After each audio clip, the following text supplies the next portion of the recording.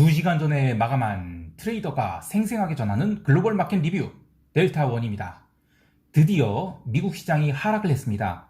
우리 시장은 반등을 했지만 개별 종목을 보면 긍정적인 반등이라고 할 수 없는데요. 거기에 더해서 파생시장에서는 외국인 대 개인이 제2라운드를 시작한 것 같습니다. 시장이 어떻게 돌아가고 있는지 델타원과 함께 살펴보겠습니다. 먼저 아시아 세션 갑니다. 보통 옵션 만기, 특히 쿼드러플 만기 이후에는 옵션을 거래하는 트레이더들이 하루 정도 휴가를 쓰는 경우가 많은데요. 만기 날이 스트레스를 진탕 술 먹고 또 먹고 놀고 하면서 새벽까지 보내다가 다음날 정신을 못 차린 이유도 있겠지만 옵션 만기, 특히 쿼드러플 만기 이후에는 장기 옵션 거래자들이 증거금 관리라든지 또는 옵션 종목 교체 여러 가지 이유로 가격들이 이상하게 움직이게 돼요. 그러면 그 사이에 차익 거래자들과 마켓 메이커들이 활발하게 활동하면서 일반적인 그릭 플레이어들은 이 트레이딩이 어렵게 됩니다. 그래서 그냥 아예 출근하지 않거나 시장을 보지 않는 경우도 있는데요. 그러다 보니 시장의 흐름이 딱히 의미 있는 모습을 보이지 않습니다. 그래도 몇 가지 중요한 부분들을 체크해 보겠습니다. 우선 옵션 시장에서 개인들이 변동성을 적극적으로 매도하였는데요. 장 초반에는 별로 매도하지 않던 개인들이 10시 30분부터 홍콩 시장이 급등을 시작하고 또 중국발 긍정적인 뉴스가 나오자 양매도 규모를 강하게 키웁니다. 그런데 그 양매도를 외국인과 기관들이 모두 받아냈죠. 이게 왜 문제가 되는가 하면 잔존일이 5주 차인 옵션인데도 불구하고 개인들이 과도하게 변동성을 팔았다는 것은 그만큼 시장에 자신이 있거나 아니면 리스크를 잘못 측정하고 있다는 것이죠. 또 하나는 9월물 옵션 시장에서 콜옵션 매수 물타기에 당한 것을 빠르게 복수하려는 심정으로 10월물의 양매도를 좀 강화한 게 아닌가도 싶습니다.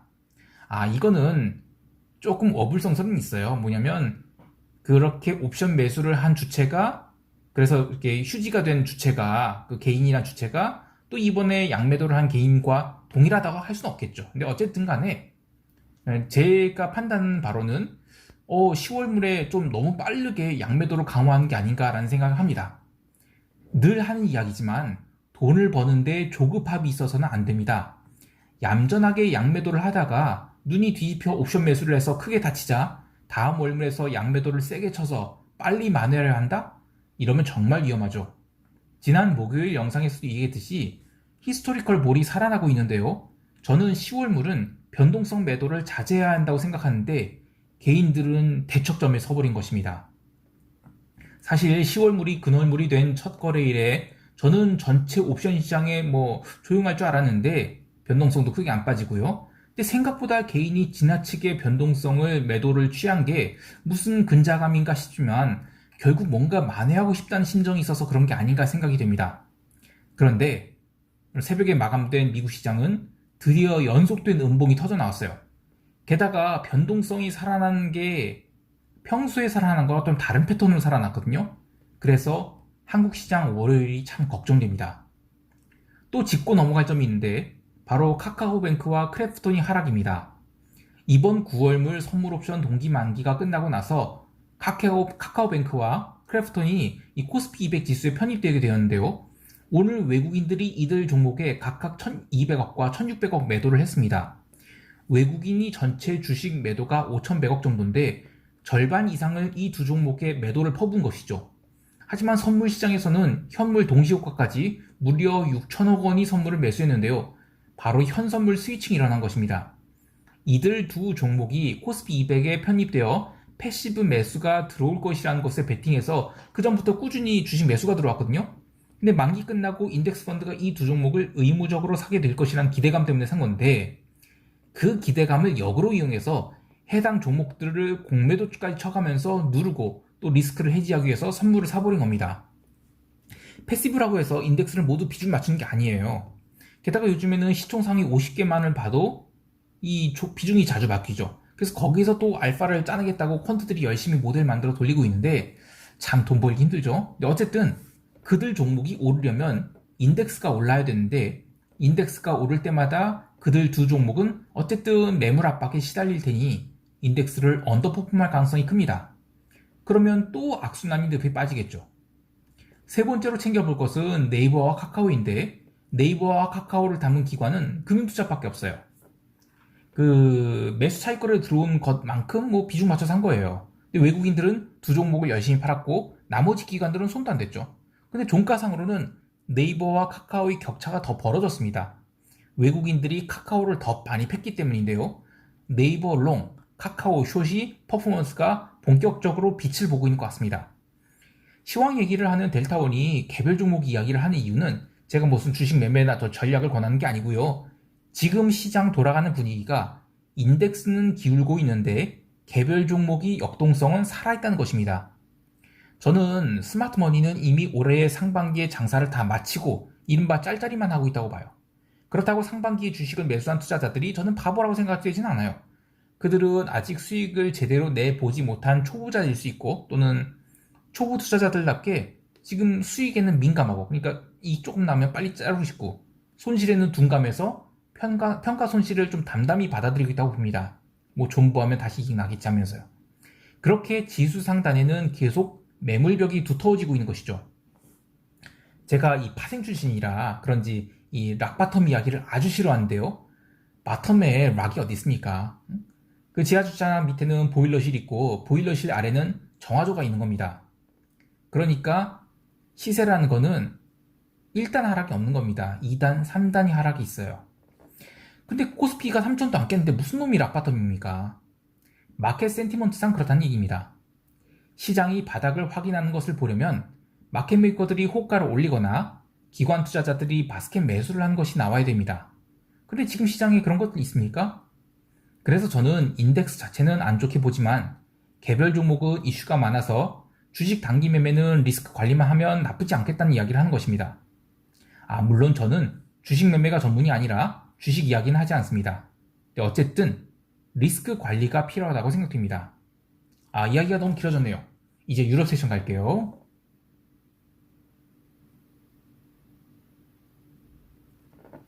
유럽 세션에서 증시는 생각보다 반등이 참 약했어요. 다만 전일 기록한 고가를 일시적으로 넘기기도 했지만 미국 세션이 초반 하락돼 상승폭을 모두 반납하고 말았습니다. 그리고 독일 증시 말고 스위스 증시를 관찰해 봐야 된다고 어제 시황에서 얘기했죠.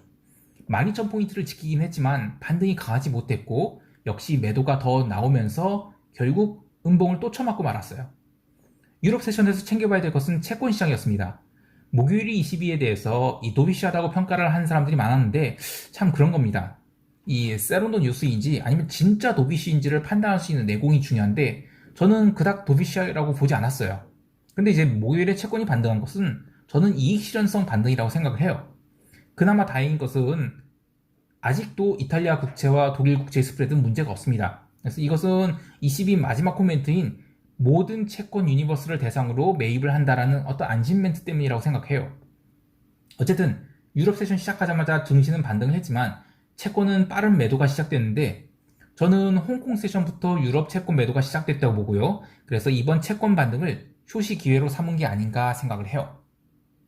상품 시장에서는 구리가 급등을 했는데 아시아 세션에서 급등을 하고 LME 세션 세컨링에서 커버링이 나오면서 4% 가깝게 상승을 했습니다. 그동안 워낙 눌리다가 중요한 자리에서 커버링이 나온 것이라 보는데 반면 플래티넘은 이번 주에 완전히 박살이 나면서 지난 8월 한 달 동안 지지한 자리를 모조리 깨버렸습니다. 좀 더 장기 관점에서 보면 금요일의 하락은 아시아장 월요일에 언더슈팅을 줄 것 같아요. 여러 가지 면에서 언더슈팅이 나오면 한번 받아보고 싶긴 합니다. 근데 이거는 리서치가 좀 더 보강한 다음에 이야기를 해보기로 하고요. 기름은 대단한 널뛰기 장세를 보였습니다. 중국 이슈에 대한 재해석, 그러니까 그 비축유 방출이 큰 의미가 없는 거다, 뭐 이런 블룸버그 그 뉴스가 있었거든요. 근데 뭐 그거에다가 또 허리케인 이슈까지 돼서 다시 올라갔어요. 그런데 일봉을 잘 보면 5거래일 연속 점점 몸통이 커지면서 양 이렇게 확장형 패턴을 만들어서 종가를 위로 당겨놨습니다. 나흘 동안 기름을 거래하시는 분들은 굉장한 스트레스를 받았을 것 같아요. 자, 이제 미국 세션 갈게요. 미국 시장에서 가장 주목할 만한 것은 드디어 주요 대형주들의 흠집이 났다는 것입니다. 며칠 전부터 이거 이상하다 싶었던 것들이 드디어 일이 일어난 것인데 물론 개별 종목들 핑계는 다 있어요. 뭐 애플이 마이너스 3.31% 하락한 것은 인앱 결제 관련 이슈에서 뭐 패소했다고 하지만 근데 그 전부터 음봉이 나기 시작했거든요. 마이크로소프트도 하락폭은 마이너스 0.5%안 되지만 어제부터 음봉이 나기 시작했어요. 그리고 더 중요한 것은 주요 빅테크의 음봉 행진이 이제 시작이라는 겁니다. 또 하나 이야기할 것은 보통 미국 세션 시작하면 매수세가 대량으로 들어와서 일단 끌어올리고 시작하거든요. 그런데 본장 개장 이후 나스닥의 매수세가 지속되는 시간이 점점 짧아지고 있다는 것입니다.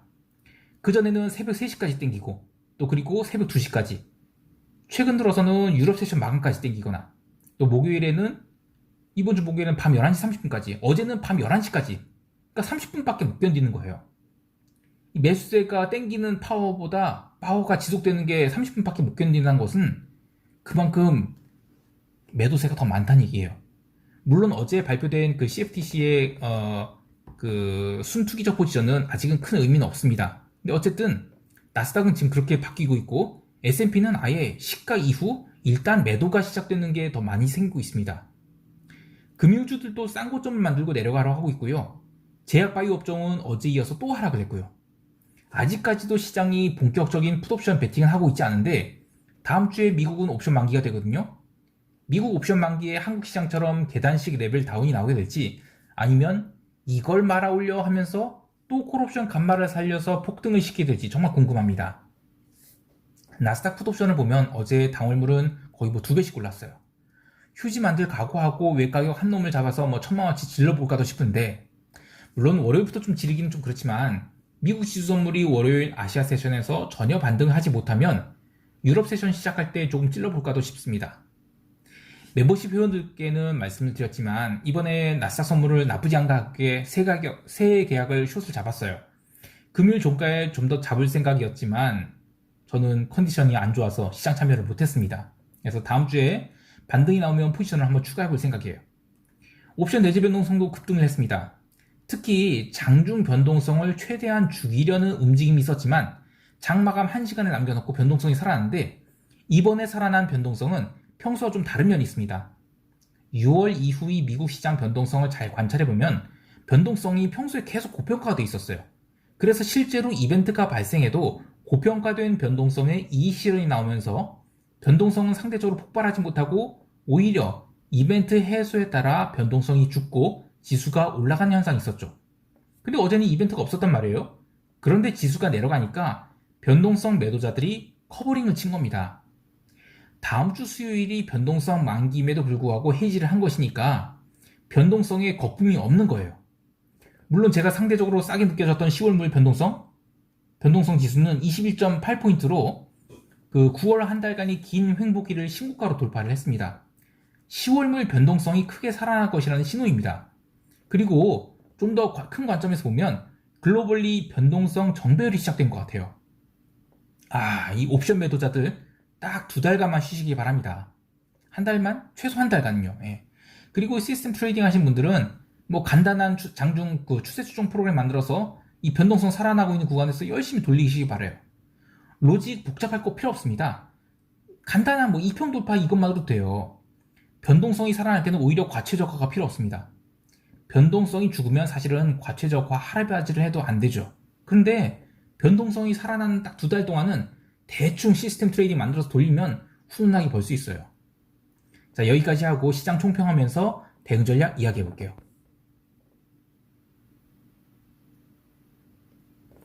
제 주변에도 시장을 부정적으로 보는 분들이, 특히 한국 시장을 부정적으로 보는 분들이 많습니다.